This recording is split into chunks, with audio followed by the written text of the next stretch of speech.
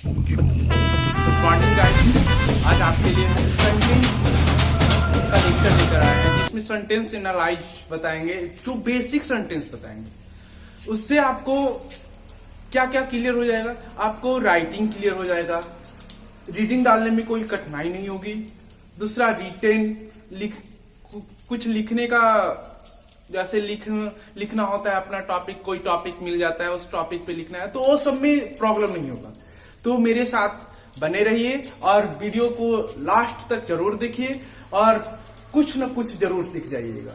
और मेरे साथ बने रहिएगा तो जरूर पूरी कोशिश करेंगे कि आपको पूरा सिखा दें। और हर एक एग्जाम में मेरा क्वेश्चन जरूर लड़ेगा और इजीली पूर्वक एग्जाम में क्वेश्चन सॉल्व होगा, इसलिए घबराने का जरूरत नहीं है। और चलिए आते हैं सेंटेंस पे। सेंटेंस का हिंदी क्या होता है? वाक्य होता है। तो सेंटेंस कहते क्या है, कहते किसको है? तो हम लोग पढ़े भी हैं, जानते भी हैं कि group of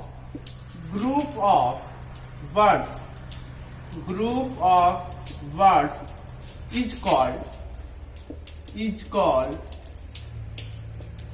sentence.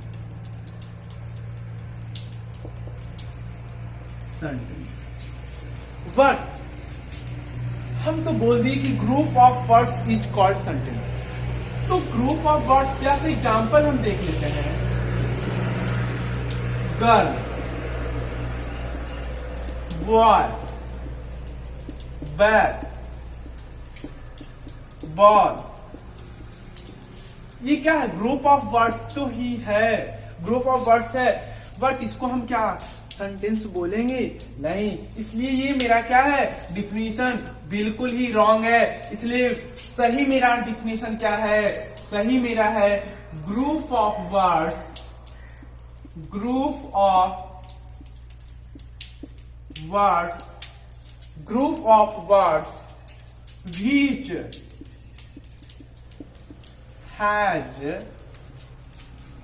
which has complete meaning।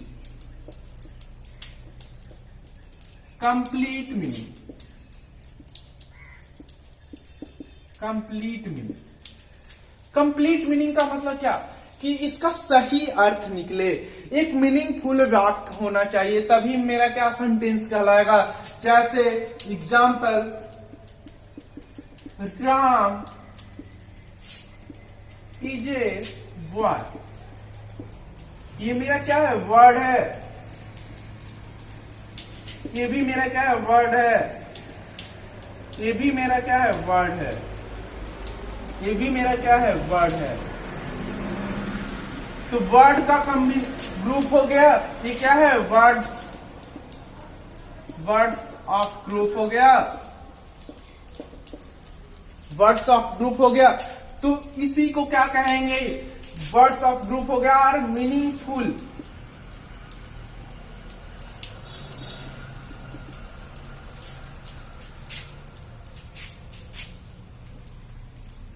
Meaningful sentence है, मीनिंगफुल वाक्य है। तो इसी को क्या कहेंगे? कि यह मेरा सेंटेंस है। ठीक है। अब अगला टॉपिक पे आते हैं। अगला टॉपिक मेरे को पढ़ना है टाइप्स ऑफ सेंटेंस।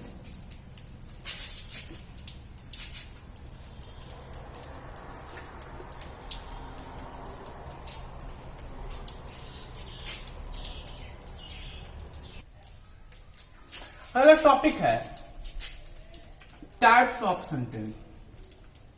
क्या है? Types of sentence.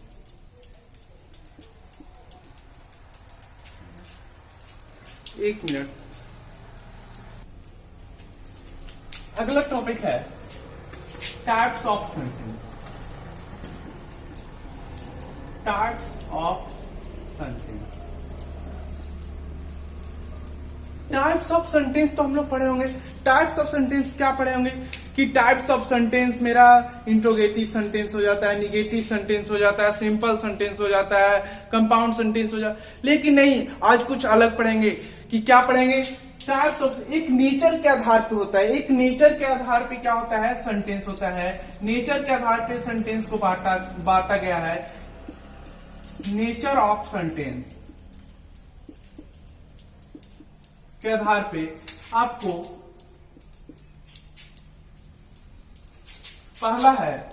पहला आपको पढ़ना है डिक्लेरेटिव सेंटेंस। क्या पढ़ना है?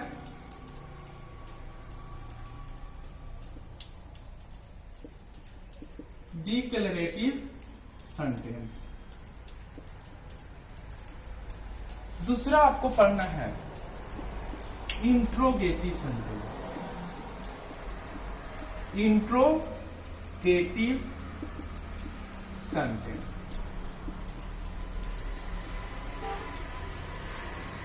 तीसरा आपको पढ़ना है imperative sentence.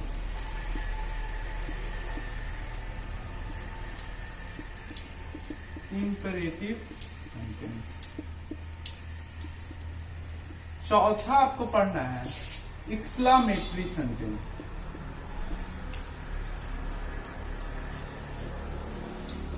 Exclamatory sentence. Declarative sentence किसको कहेंगे?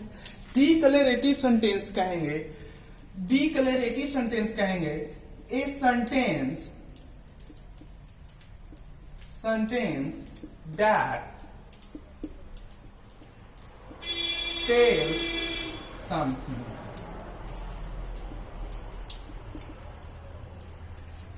क्या कहेंगे? A sentence that tales something. कहने का मतलब वैसा वाक्य जिसमें हम डायरेक्टली कुछ कहने का कोशिश करते हैं उसको क्या कहेंगे? डिक्लेरेटिव सेंटेंस कहेंगे। जैसे एग्जाम्पल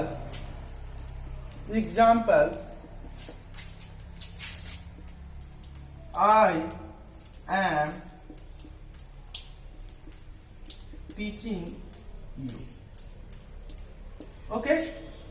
दूसरा क्या पढ़ना है हम लोग को? Interrogative sentence. इंट्रोगेटिव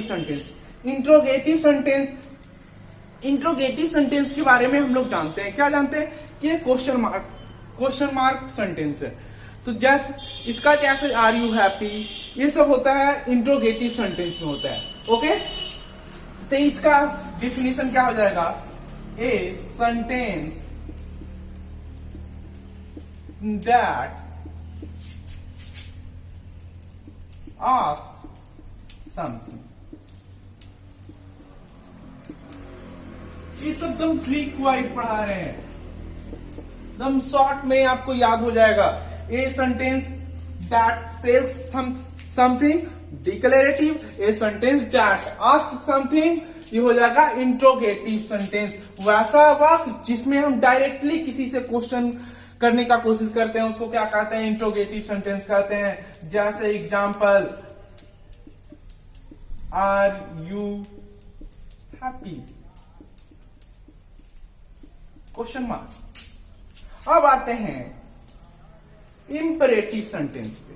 किस पे आते हैं? इंपरेटिव सेंटेंस किसको कहेंगे? इंपरेटिव सेंटेंस कहेंगे a sentence that tells someone to do something. जिस वाक्य में डायरेक्टली कुछ काम करने को कहा जाए उसको क्या कहेंगे? इंपरेटिव सेंटेंस का वाक्य कहेंगे। जैसे डू, एग्जाम्पल डू ये मेरा कैसा वाक्य है? इंपरेटिव सेंटेंस का वाक्य है। ओके। अगला क्या है? Exclamatory sentence. एक्सक्लेमेटरी सेंटेंस क्या है? ए सेंटेंस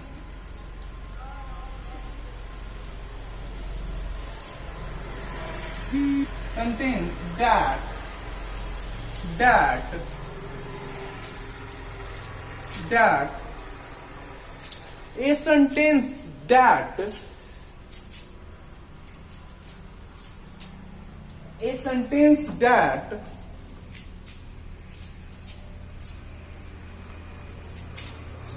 show, क्या शो करेगा? a sentence that show a strong feeling,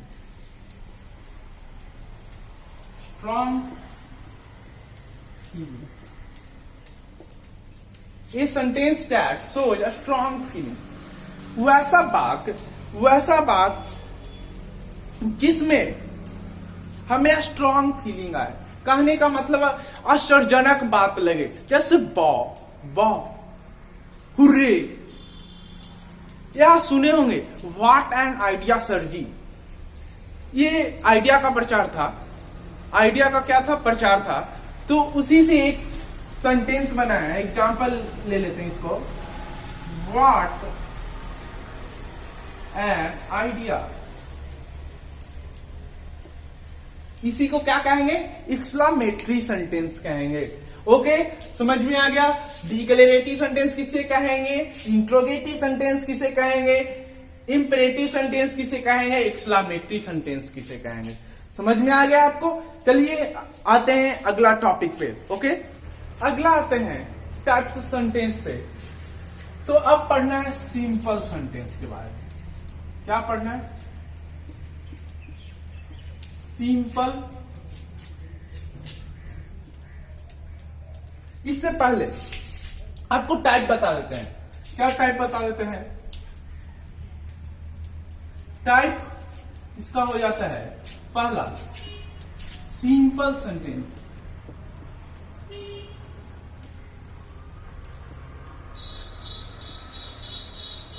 simple sentence को ही अफर्मेटिव सेंटेंस भी बोलते हैं। दूसरा हो जाता है कंपाउंड सेंटेंस। Compound sentence. तीसरा होता है आपका complex sentence.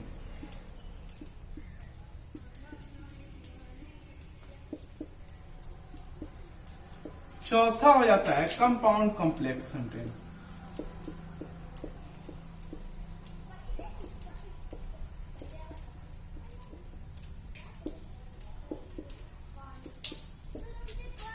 Compound complex sentence कहते हैं। ओके, तो हम लोग को पढ़ना है, सबसे फर्स्ट ऑफ ऑल पढ़ना है सिंपल सेंटेंस के बारे में। क्या पढ़ेंगे? सिंपल सेंटेंस के बारे में पढ़ेंगे।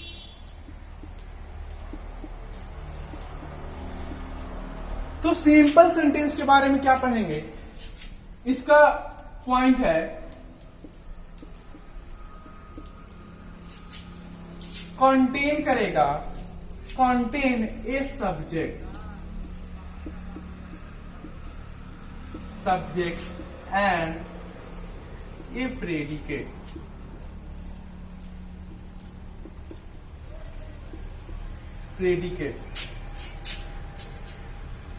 और दूसरा एक्सप्रेस करेगा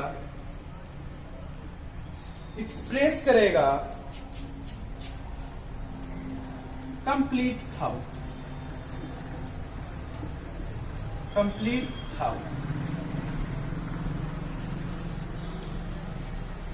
करेगा। ओके, तो एग्जाम्पल देख लीजिए इसका। Example, the voyage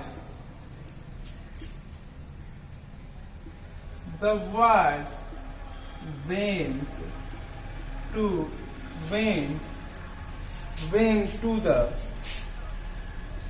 the park। क्या एग्जाम्पल है? The boys went to the park. Okay, note कीजिएगा क्लाउड के बारे में। क्लाउड किसको कहेंगे? क्लाउड बोलेंगे सब्जेक्ट प्लस वर्ब, इसका कॉम्बिनेशन को क्या कहेंगे? क्लाउड कहेंगे।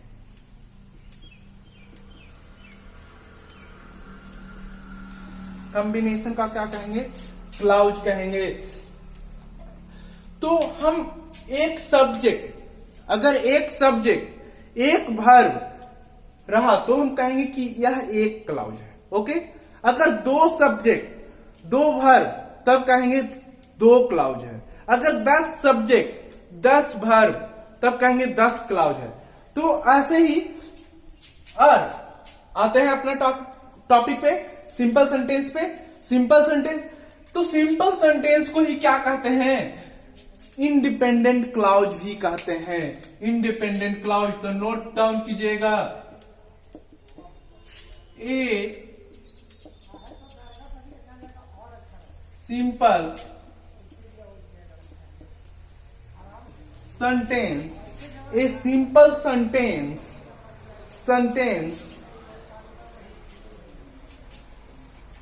is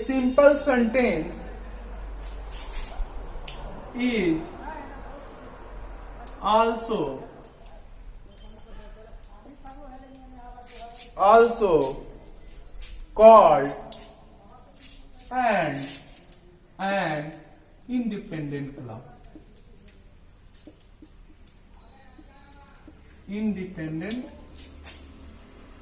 clause. Okay? Independent clause. तो इसका एग्जाम्पल देखेंगे. You